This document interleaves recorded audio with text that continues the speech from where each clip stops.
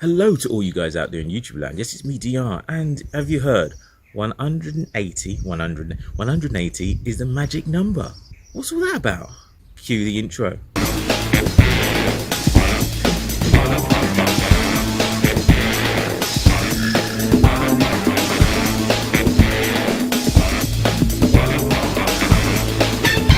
If you've looked into running in any great shapes, you've gone online, you've done the Google research that most people do, you must have come across 180 being a magic number. 180 referring to the number of steps that you take per minute. This is also referred to as your cadence. You have a cadence of 180 SPM, steps per minute. So cadence. So what is the standard definition of cadence? As I said, in running, cadence is often defined as the number of steps you take per minute. It's an easy measurement for people to take.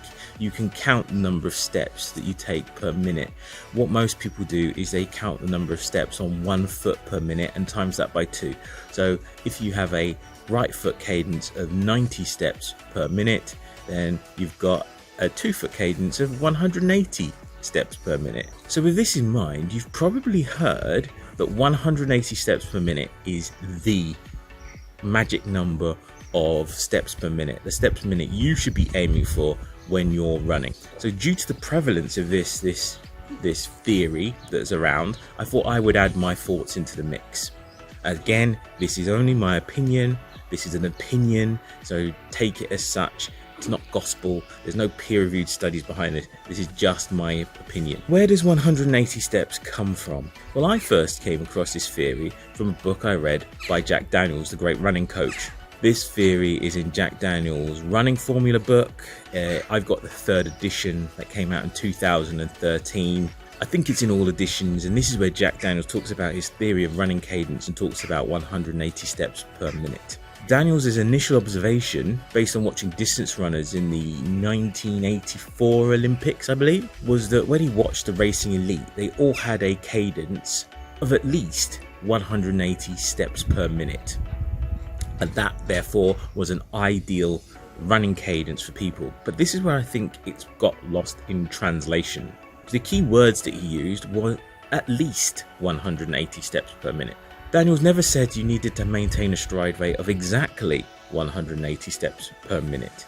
But over the years, this 180 mantra has turned into some kind of church of running cadence, where it's constantly preached that you need to have a cadence of 180 steps per minute, or you are totally an inefficient runner, and you're not efficient, and you're not doing what you should be doing. You're not a runner unless you have this 180 steps per minute thing going on. In the 2012 article on Runner's World by Scott Douglas, he highlighted that in the 2012 Olympic trials, the men's 5k winner, Galen Rupp, was taking 187 steps per minute, while the runner-up, Bernard Lagat, and apologies for butchering people's names, was at a running cadence of 197 steps per minute. His summary was that the conclusion for all of this is there's no magic number of cadence. There's no magic number of steps per minute. There is a general consensus that most coaches would agree on that if you're under 160 steps per minute, that there's the potential that you're overstriding. And this is because the least number of steps per minute means that you're spending more time on your feet, which means you're spending more time on the ground, and therefore the propensity is that you're actually overstriding to create that time on the ground. So you're overreaching, landing on the ground too early, and therefore spending a lot of time on the ground. And that's the impact of going under 160. As I said, there's no magic number, but if you're doing 160 steps per minute or less, then there's the propensity that you might be overstriding and spending too much time on the ground. And in this case, it might be more efficient for you to increase your steps to 170 to avoid the overstriding and spending the right amount of time on the ground. Personally, I agree with this assessment. I think most recreational runners aiming for a 180 step per minute when you're running a 12-minute mile, 11-minute mile might be quite difficult, and what it's going to lead you to do is to shuffle. We've seen a lot of people now do that shuffle where they're trying to get this turnover. They've read a few books and they've read that 180 is the magic number, and they're trying to get turnover, and really and truthfully they're focused so much on turnover that actually they're wasting a lot of energy with that turnover. They're focused all this on turnover, and they're not even contemplating the fact that actually that turnover might be leading to other problems. I also think that without a holistic approach to what's going on in your body, aiming for this 180 mark is something that can lead you to additional issues. It's all different as runners, so it's about finding the foot stride and stride rate that's really efficient for you. I would say generally a higher cadence is useful, but find a cadence that's useful for you. Another third danger is that people go from nothing to try and get to 180, and that is something that is really hard for the human body to do. There's lots of things that are wrapped up in increasing your cadence, so they're trying not to do a gradual increase, they're trying to do an instant increase, and that can lead to real big problems or causing issues in other parts of their stride. So I'm really conscious that increasing stride rate is good, and I would never say it's bad. Increasing stride rate and cadence is really important for running. We want to be lighter on the feet, and we do want to have a rolling motion as we go across the ground. But what we don't want to do is try and go from 0 to 60 or from a 160 to a 180, because that will start creating issues for people. And I've seen that in runners anecdotally, that they aim for this 180 and then they don't achieve it, and then it all goes out the window.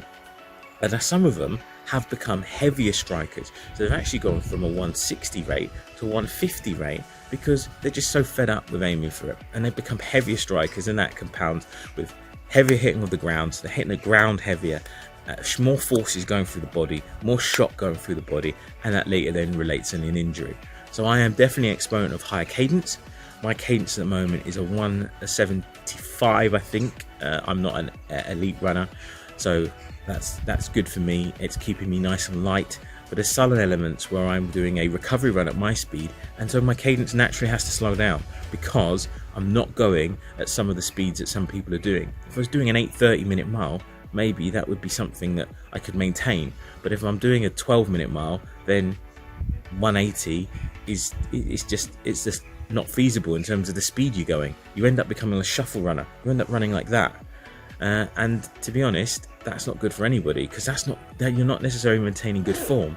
It's too quick at a slower speed for you to maintain good form and keep things focused, especially when you think about all the other components of running. I'm also thinking about doing a part 2, depending how popular this video is, on about how you would increase cadence and some of the benefits of cadence and all those type of lovely things. So I'm thinking about doing that as well.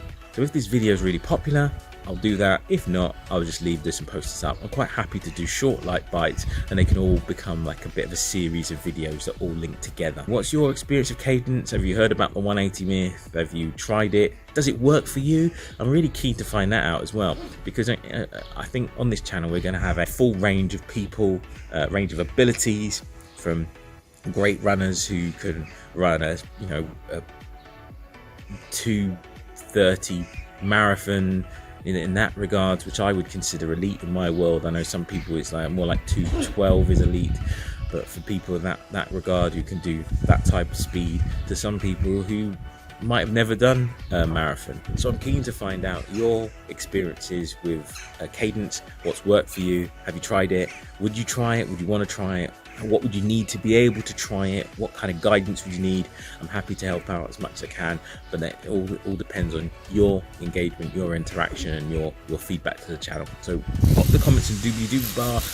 Apologies for the background noise. Filmed a few videos in a row, so there's going to be the background noise. Apologies for that. Anyway, this is DR saying peace out. Have a safe journey wherever you're heading. Bye.